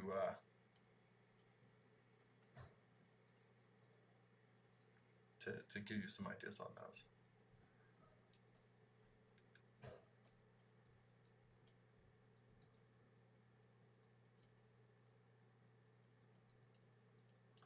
All right, the way that I've made this roof and this thing don't lend itself really well to a porch. I've made it a little too steep. I think I could scale that up a bit. Maybe we'll do so, but let's create some pillars. So let's move some geometry here. I'm just gonna duplicate that.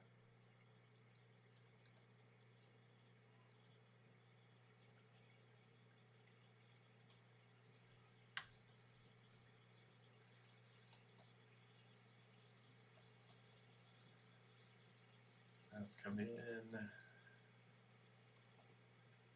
scale this up a little bit.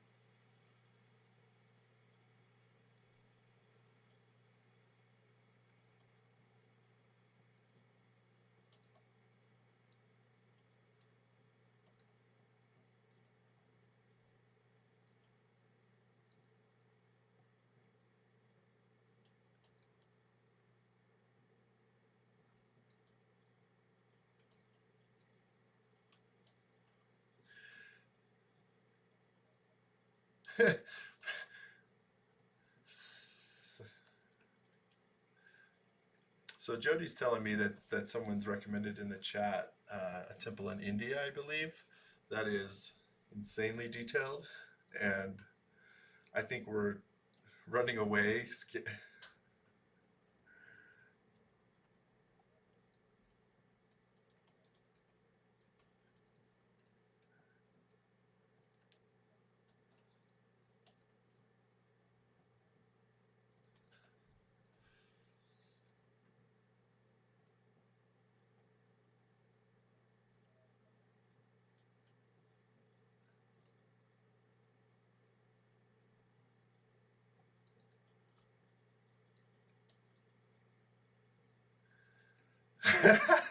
Okay, so Jody's asking me from one of the well-meaning hecklers out there,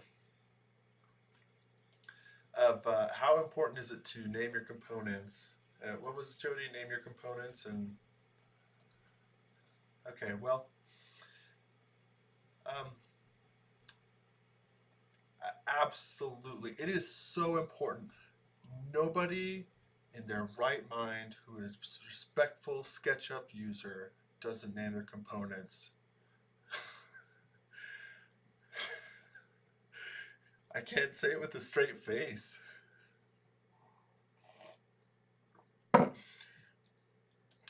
Yeah, yeah.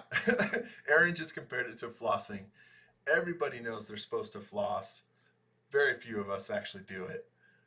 Um, I don't know. Did we just admit something a little personal there? Yes. Name it. Here's the thing about components. This is just my own. If we're going to rant about this a little bit, um, yeah.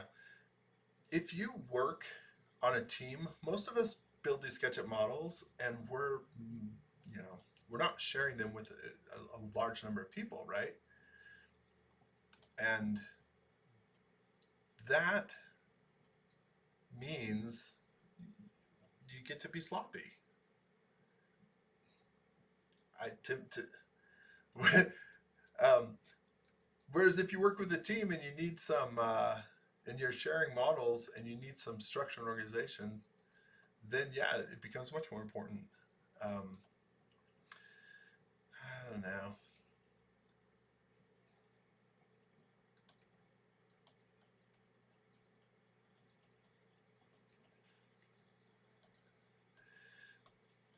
As Aaron has said several times in my ear, which is the same thing we're going to say all the time. Yes, do it, be better than some of us in our lazy practices. Of course you should. Who's asking that? Of course you should. Jody is immaculate in naming his components. He is a champion of sorts.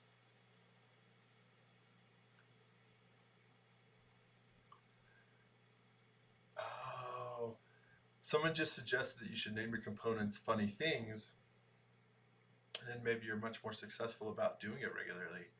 That's a great idea. I don't when I've watched Aaron and I know in my own experience, you're modeling along, and you create this, and what do I call it? An awning? I have three other awnings, or an overhang, or there's an architectural term for it that I don't know, or do I call it just greebly number 32? That's where I don't want to make the decision of what to name something.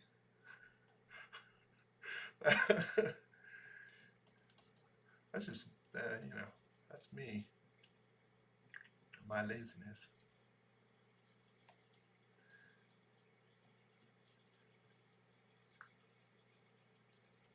Oh yeah, that's not gonna work.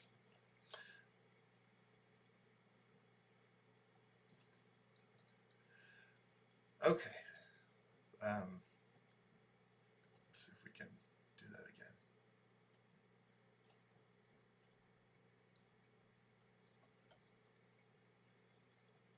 again. I shouldn't do that. If I want to make this a sloped roof, I shouldn't do that. I'm gonna make make this difficult for myself. Bail out, bail out, bail out. This is me bailing out.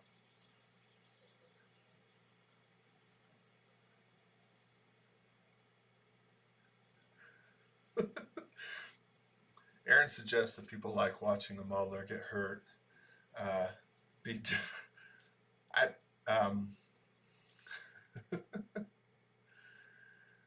that may be true. That doesn't mean I want to walk into it. I dragged everybody through this landscape terrain. That was painful for all of us. It was cumulatively.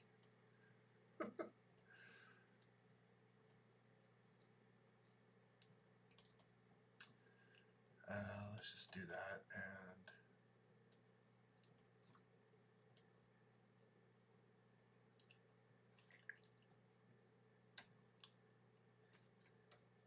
Oh, and I'm reminded now, I never did fix the seam, so I guess better do that. We'll fix the seams.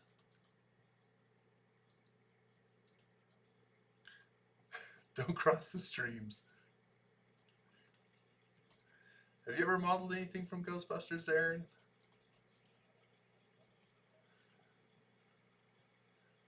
I think everybody can expect to see a ghost trap from Aaron very soon.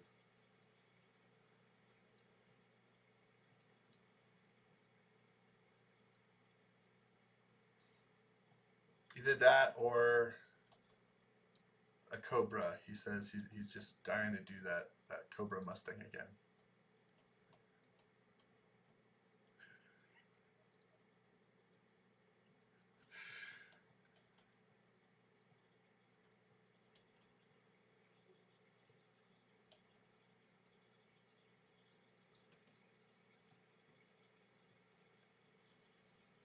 Wait, what?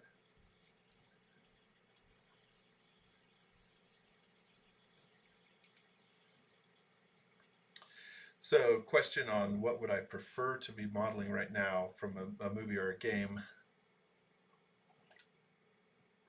And the definitive answer, if not Star Wars, because most anything Star Wars we can all probably get behind. That is too easy. It's Borderlands. It's the video game Borderlands. Um, if Aaron lets me have my druthers and ever lets me behind the wheel again, which is highly questionable, I would model stuff from Borderlands um, till the I don't know, for a long time. I don't have a good expression.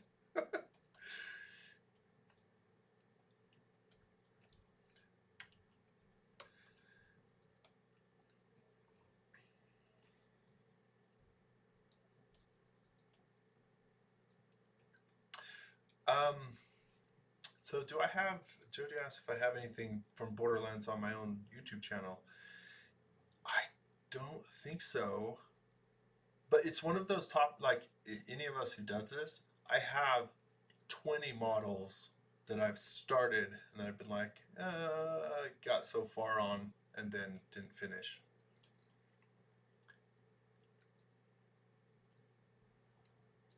Right?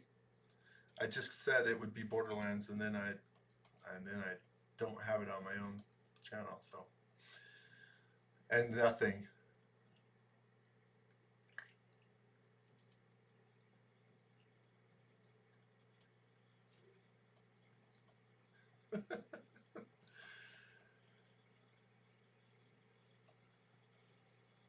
I would model a prop. Um,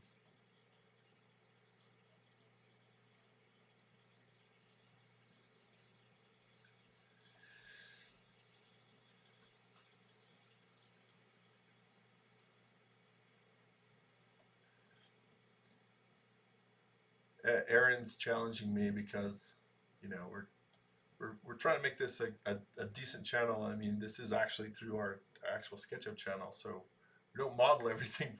Most of the stuff in Borderlands is buzz axes and guns and implements of destruction, and that's not the typical thing that we'd want to do. For anybody who may not know, let me just quick talk about hiding the seams, and I suspect most people do understand this. And I am going to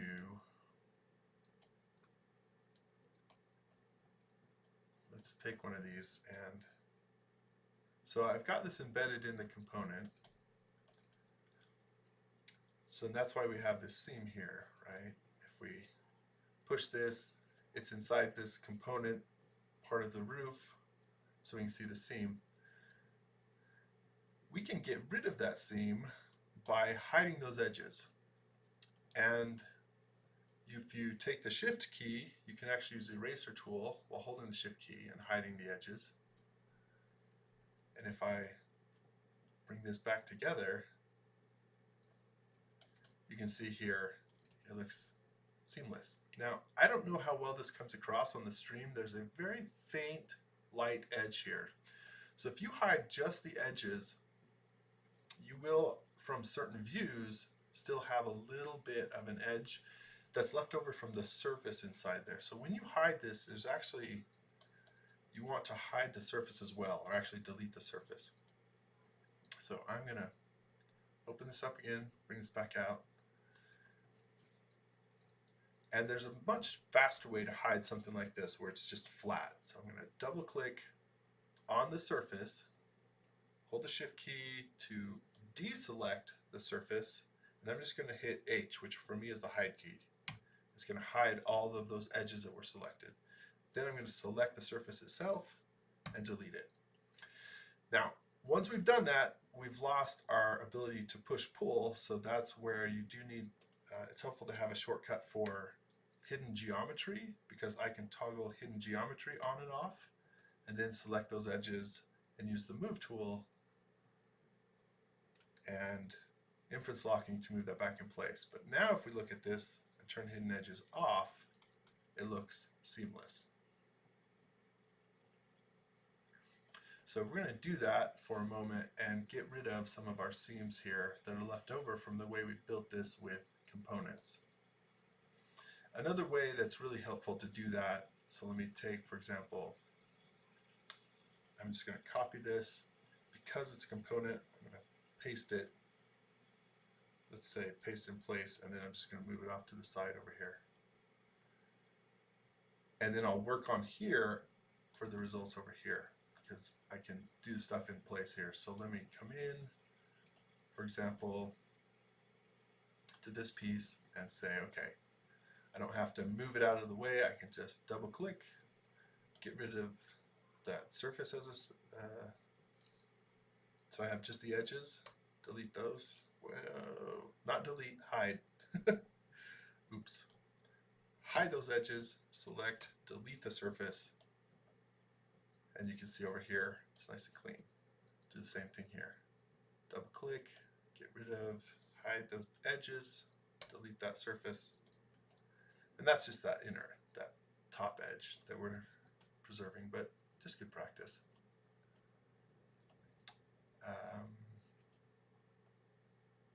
What else do we have? We have some of this stuff on the front.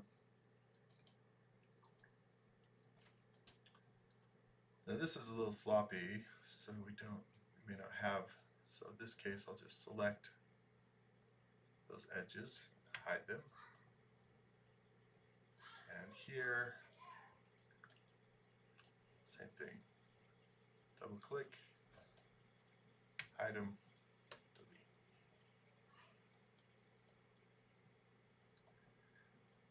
Now for these seams, we need to use the other component. We still have a little bit here. Let's quick do that. Let's see, where are we? It's this one.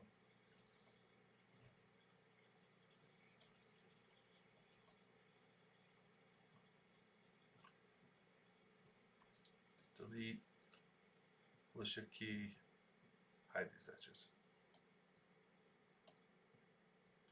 Alright, don't need that anymore. Let's come over here. The other way we could do this, of course, is just to toggle the rest of the model off if we know what we're trying to get at, something like this. So if I do the same thing, hide those edges, delete the surface. But as you saw before, I personally sometimes like to just move something to the side so I have a reference and I can see what I'm, see the results as I work along.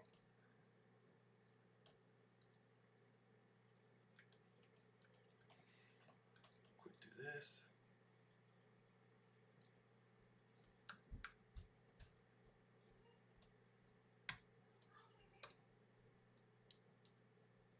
And this one.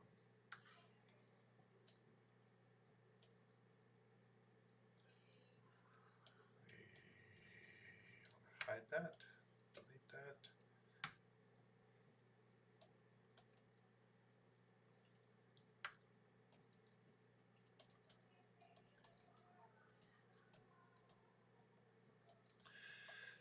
Okay. I don't know, Aaron, Jody. We could pluck away at some doors or something, but in general, we do have pieces of the model.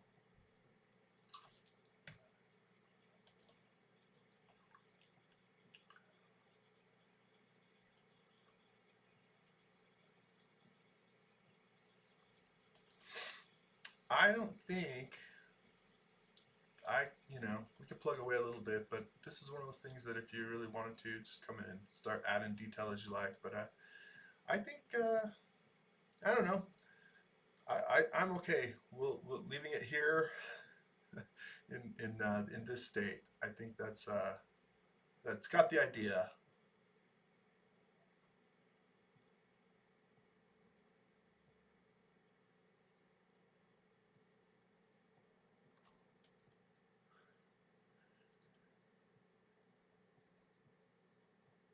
Uh, Jody's mixing his games. He's suggesting that's that's awesome, man. That looks straight out of Borderlands. I could land my X-wing there. I Her name was Rose. Yeah.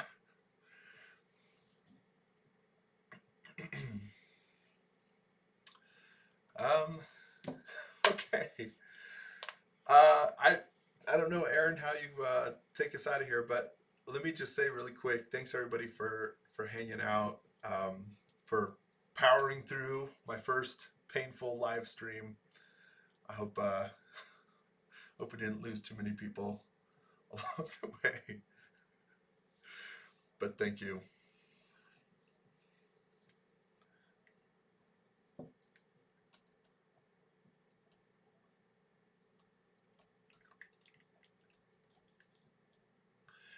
Oh, this suggestion came up. Aaron is going to be modeling the boat, the orca from the movie Jaws, so that's gonna be fun.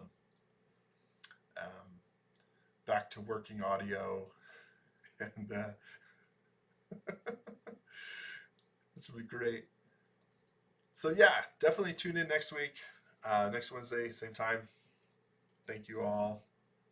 What do you say, Aaron? Shall we cut out?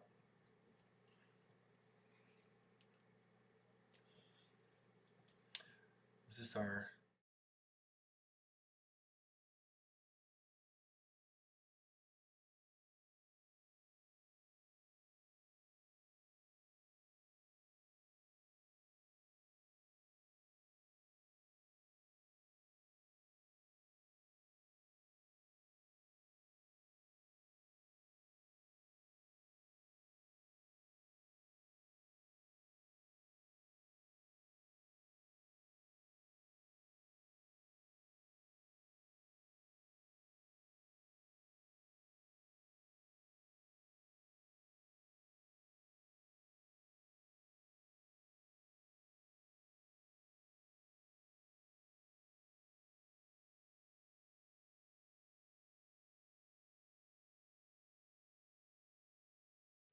Okay, sorry, everyone.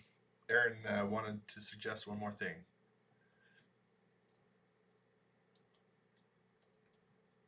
Are you still got no audio, Aaron?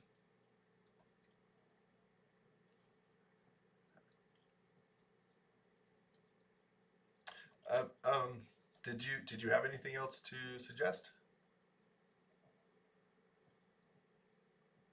Oh, okay. Cheers.